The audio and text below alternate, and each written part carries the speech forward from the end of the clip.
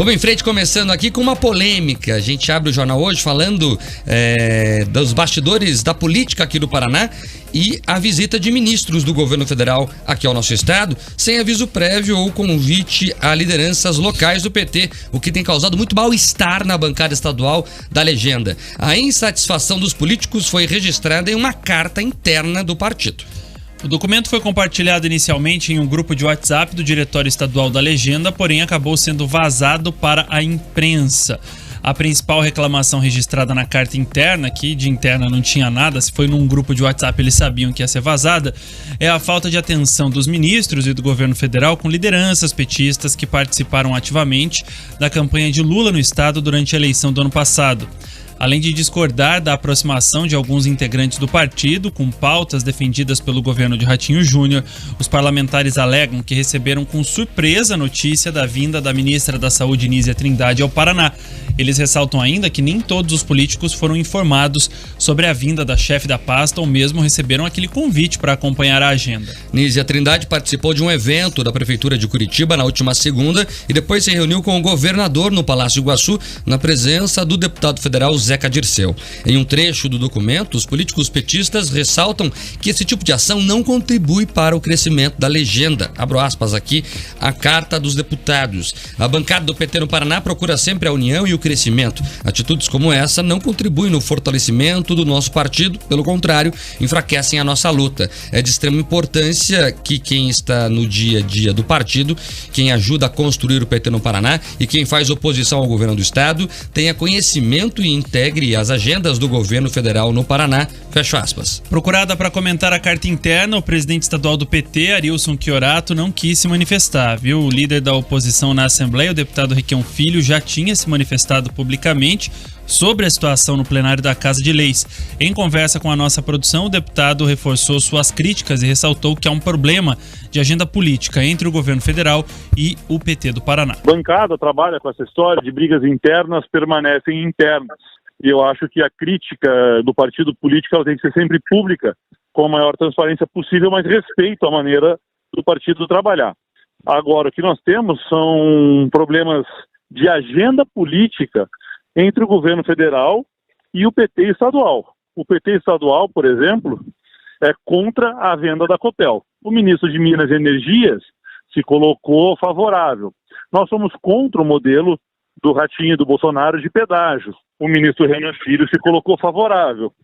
Daí, na sequência, 2 ministros vêm trazer benefícios para o Paraná, o que é muito importante e demonstra que o governo federal não está discriminando o estado, mas a bancada estadual e federal do partido fica sabendo praticamente que pela imprensa das agendas dos ministros. Então isso é um erro muito grande de um partido que no Paraná não teve ajuda nenhuma por parte do governo e teve praticamente somente nos seus filiados o apoio político. Requião Filho também ressaltou que a relação com a presidência nacional do partido segue sem problemas, mas que a comunicação da legenda com o Palácio do Planalto tem gerado ruídos. Eu tenho visto a presidente nacional do partido comprar as brigas do Paraná e a voz dela não ter ecoado nos corredores do Palácio do Planalto. Então a nossa relação com a presidente nacional, inclusive na agenda política, caminha muito bem. Está tendo algum ruído de comunicação entre o partido e o Palácio do Planalto, na minha opinião. Eu acho que essa carta interna é um aviso para Brasília, para os ministros, da insatisfação aqui do partido. É lógico que você vai ter os puxa-sacos que já estão se manifestando aí no Twitter, ficando nervosos, porque eles acham que política é torcida de futebol. E não é. Política é coisa séria, e quando o governo erra lá, nós temos que gritar aqui. Então, fora os puxa-sacos, os alienados, os militontos, eu acho que é uma maneira de se conversar formalmente com Brasília e com o governo federal, como forma de instituição para instituição. Além de Requião Filho, a carta interna também é assinada pelos deputados estaduais Ana Júlia Ribeiro, Arilson Chiorato, doutor Antenor, Luciana Rafaim, professor Lemos e o sempre envolvido em polêmicas Renato Freitas. Mike, Requião Filho usa a palavra militontos, um apelido e tanto para correligionários do PT. Mas assim, eu posso estar muito tonto enganado. Mas pra mim, esse Militonto tem destino direto. Não sei se não é um deputado que vive no Paraná, também queria uma prefeitura da capital. Eu posso estar muito tonto, mas... Na verdade, é um termo que os próprios petistas usam, essa prova, para chamarem parte da militância do próprio partido. O PT está em crise nacionalmente. É importante reforçar isso. Vamos entender o que está acontecendo com o PT. Esse problema não é só no Paraná. Recentemente tivemos lá o vídeo, né, do Boulos com o Datena falando sobre o PT de São Paulo. O PT de São Paulo, que é importantíssimo, é o berço do partido, a ABC Paulista. Lá tem um problema gigante sobre a sucessão do Luiz Marinho, ministro do Trabalho, que comanda o PT de São Paulo, e quer ser ali substituído por alguns militantes petistas de São Paulo. Então o PT de São Paulo está sem rumo também, e em outros estados essa crítica também é recorrente. A prova que o que eu digo aqui há muito tempo é que o PT é um partido problemático está se colocando cada vez mais em evidência. Há um mês atrás, eu até abri aqui, tá lá na minha coluna do portal Rick Mais. Quem não tem a oportunidade de ler, só entrar lá. Eu coloquei, racha interno do PT deixa a legenda sem rumo para 2024, exatamente no dia 22 de março. E eu contei ali os bastidores desta briga. O Militonto que ele quer falar ali, talvez seja o deputado Zeca Dirceu. Só que o Zeca Dirceu de burro não tem nada, pelo contrário, ele é bem esperto. E o problema do partido é que o Zé Dirceu, que é uma das lideranças maiores do PT, se não for o maior cérebro do partido, está em rota de colisão com Gleisi Hoffmann. Não à toa você vê o Requião Filho ali, que foi bem na fala, eu concordo com muita coisa que ele disse ali. Ele deixa claro, a presidente tem defendido o Paraná, mas o partido não ecoa o que a Gleisi pede. Por quê? Porque encontra resistência no grupo do Zé Dirceu, que é o grupo mais pragmático do PT. A Gleisi ficou ali com a função da agitadora, né? A imagem da Gleisi lá é aquela com o megafone dando bom dia ao presidente Lula na cadeia. Essa é a Gleisi Hoffmann. Então ela serve ali para militância ver nela alguma coisa. O Zé Dirceu não, o Zé Dirceu é inteligente, né? Sabe exatamente o que está fazendo, planeja. O Zé Dirceu sabe que a disputa do país não é uma corrida de 100 metros, é uma maratona. Então você ganha aqui, descansa um pouco, joga lá de novo, é um estrategista de mão cheia.